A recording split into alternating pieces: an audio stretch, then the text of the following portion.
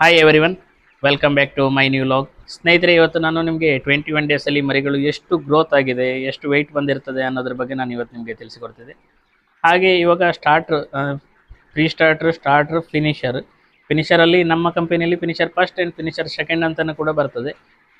ಕೆಲವೊಂದು ಕಂಪನಿಯಲ್ಲಿ pre starter, finisher ಹೀಗೆ ಮೂರೇ ಭಾಗ ಇರ್ತದೆ. ಬಟ್ ನಮ್ಮ ಕಂಪನಿಯಲ್ಲಿ ಫಿನಿಷರ್ ಫಸ್ಟ್ ಆ್ಯಂಡ್ ಸೆಕೆಂಡ್ ಅಂತ 4 ರೀತಿಯಲ್ಲಿ ಡಿವೈಡ್ ಮಾಡಿ ಫೀಡನ್ನು ಕೊಡ್ತಾರೆ. ಇವಾಗ ಫ್ರೀ ಸ್ಟಾರ್ಟ್ರು ಆಲ್ರೆಡಿ ಮುಗಿದೋಗಿದೆ. ಇವಾಗ ಸ್ಟಾರ್ಟರ್ ರನ್ನಿಂಗ್ ಇರುವಂಥದ್ದು 21 ಡೇಸಲ್ಲಿ.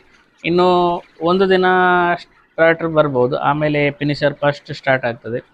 ಈ ಫಿನಿಷರ್ ಫಸ್ಟ್ ಸ್ಟಾರ್ಟ್ ಆಗುವ ಮೊದಲು ನಾವು ಒಂದು 2-3 ಡೇಸ್ ಸ್ಟಾರ್ಟರ್ ಫೀಡ್ ಇರುವಾಗಲೇ ಎಲ್ಲಿಯಾದರೂ ನಮಗೆ ಫೀಡ್ ಅವೈಲಬಿಲಿಟಿ ಇದ್ದರೆ ನಾವು ಮಿಕ್ಸ್ ಮಾಡಿ ಹಾಕ್ತೇವೆ. ಮಿಕ್ಸ್ ಮಾಡಿ ಹಾಕೋದ್ರಿಂದ ಒಂದು ಪ್ರಯೋಜನ ಏನಂತ ಹೇಳಿದರೆ, ಸ್ಟಾರ್ಟರ್ ಫೀಡಲ್ಲಿ ಚೆನ್ನಾಗಿ ವೆಯ್ಟ್ ಗೇನ್ ಆಗಿರ್ತದೆ ಮರಿಗಳು. ಕೆಲವೊಂದು ಮರಿಗಳು ಉಲ್ಟಾ ಬಿದ್ದು ಸಾಯುವ ಚಾನ್ಸಸ್ ಜಾಸ್ತಿ ಇರ್ತದೆ. ಈ ಫಿನಿಷರನ್ನು ನಾವು ಕೊಟ್ಟ ತಕ್ಷಣ ಸ್ವಲ್ಪ ಗ್ರೋತ್ ರೇಟ್ ಕಡಿಮೆ ಆಗ್ತದೆ, ಆ ಕೋಳಿಗಳು ಉಳಿಯುವಂಥ ಚಾನ್ಸಸ್ ಇರ್ತದೆ. ಹಾಗಾಗಿ ಉಲ್ಟಾ ಬಿದ್ದು ಸಾಯುವ ಮಾರ್ಟಿಲಿಟಿ ಪರ್ಸೆಂಟೇಜ್ ಏನಿದೆ ಅದು ಸ್ವಲ್ಪ ನಮಗೆ ಕಡಿಮೆ ಆಗ್ತದೆ ಅಂತಲೇ ಹೇಳ್ಬೋದು. ಫೀಡನ್ನು ಮಿಕ್ಸ್ ಮಾಡಿ ಹಾಕುವಂಥದ್ದು ಅಂತ ಹೇಳಿದರೆ, ನಾವು ಸ್ಟಾರ್ಟ್ರ್ ಮತ್ತು ಫಿನಿಷರ್ ಫಸ್ಟ್ ಇವೆರಡನ್ನು ಮಿಕ್ಸ್ ಮಾಡುವಂಥದ್ದಲ್ಲ. ಅದು ತುಂಬ ಕಷ್ಟದ ಕೆಲಸ, ಯಾಕೆಂದರೆ ತುಂಬ ಟೈಮ್ ತಗೊಳ್ತದೆ ಸ್ಟಾರ್ಟ್ರ್ ಮತ್ತು ಫಿನಿಷರ್ ಅದನ್ನು ಎರಡೂ ಫೀಡನ್ನು ಮಿಕ್ಸ್ ಮಾಡೋದು.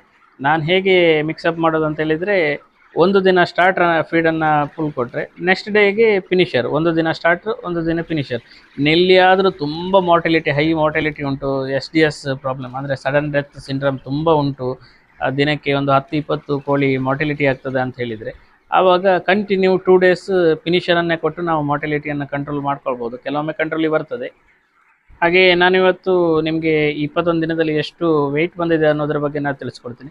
ಇಲ್ಲಿ ನಾನು ವೆಯ್ಟನ್ನು ಎವರೇಜ್ ತಗೊಳ್ಳಿಕ್ಕೆ ಒಂದು 4 ಫಿಮೇಲ್ ಬರ್ಡು, ಒಂದು ಮೇಲ್ ಬರ್ಡನ್ನು ನಾವು ಚೂಸ್ ಮಾಡಿ ತಗೊಳ್ತೀವಿ. ಇವಾಗ ಐಡೆಂಟಿಫೈ ಮಾಡ್ಬೋದು 21 ದಿನಕ್ಕೆಲ್ಲ ಆರಾಮ ಎಷ್ಟು ಯಾವುದು ಮೇಲು ಮತ್ತು ಯಾವುದು ಫಿಮೇಲ್ ಅನ್ನತಕ್ಕಂಥ ಬರ್ಡ್ಸನ್ನು ನಾವು ಆರಾಮಾಗಿ ಐಡೆಂಟಿಫೈ ಮಾಡ್ಬೋದು.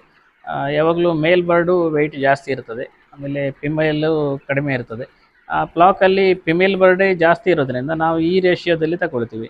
ಅಂದರೆ 10 ಮರಿಗಳಿಗೆ 2 ಮೇಲ್, ಉಳಿದಿರುವಂಥದ್ದು 8 ಫಿಮೇಲ್. ಹಾಗೆ ಇಲ್ಲಿ ನಾನಿಲ್ಲಿ 5 ಮರಿಗಳನ್ನು ತಗೊಂಡು ನಾನು ವೆಯ್ಟ್ ಮಾಡಿದ್ದೇನೆ. ಇಲ್ಲಿ ನನಗೆ 1 kg ಅಂತ 5 kg ತೂಕ ಬಂದಿದೆ. 5ರಲ್ಲಿ ಒಂದು 100 ಗ್ರಾಮ್ ಚೀಲದ ವೆಯ್ಟನ್ನು ಲೆಸ್ ಮಾಡಿದರೆ 4 kg 900 ಗ್ರಾಮ್ ಬರ್ತದೆ. ಅಂತ ಹೇಳಿದರೆ ಒಂದು ಮರಿ 980 ಗ್ರಾಮ್ ಅಂತ ಹೇಳಿದರೆ 1 kg ನಾವು ವೆಯ್ಟನ್ನು ನಾವು ಕ್ಯಾಲ್ಕುಲೇಟ್ ಮಾಡ್ಬೋದು 21 ದಿನಕ್ಕೆ. ಪರವಾಗಿಲ್ಲ, ಇದು ಒಳ್ಳೆ ವೆಯ್ಟ್ ಅಂತಲೇ ಹೇಳ್ಬೋದು. ಹಾಗೆ ಸ್ಟಾರ್ಟರ್ ಫೀಡಲ್ಲಿ ವೆಯ್ಟ್ ಚೆನ್ನಾಗಿ ಬರ್ತದೆ. ಇನ್ನು ಫಿನಿಷರಲ್ಲಿ ಇರುವಂಥದ್ದು, ಫಿನಿಷರ್ ಫೀಡಲ್ಲಿ ಯಾವ ರೀತಿ ವೆಯ್ಟ್ ಬರ್ತದೆ ಅಂತಕ್ಕಂಥದ್ದು ಇಂಪಾರ್ಟೆಂಟ್ ಆಗಿರ್ತದೆ. ಸ್ನೇಹಿತರೆ, ಇದಿಷ್ಟು ಇವತ್ತಿನ ವಿಡಿಯೋ ನಿಮಗೆ ಇಷ್ಟವಾದರೆ ದಯವಿಟ್ಟು ಲೈಕ್ ಮಾಡಿ, ಶೇರ್ ಮಾಡಿ, ಹಾಗೆ ನಿಮ್ಮ ಅನಿಸಿಕೆಗಳನ್ನು ಕಮೆಂಟ್ ಮೂಲಕ ನನಗೆ ತಿಳಿಸಿ ಅಂತ ಹೇಳ್ತಾ ಮುಂದಿನ ಮತ್ತೊಂದು ವಿಡಿಯೋದಲ್ಲಿ ಭೇಟಿಯಾಗೋಣ. ಎಲ್ಲರಿಗೂ ಧನ್ಯವಾದಗಳು.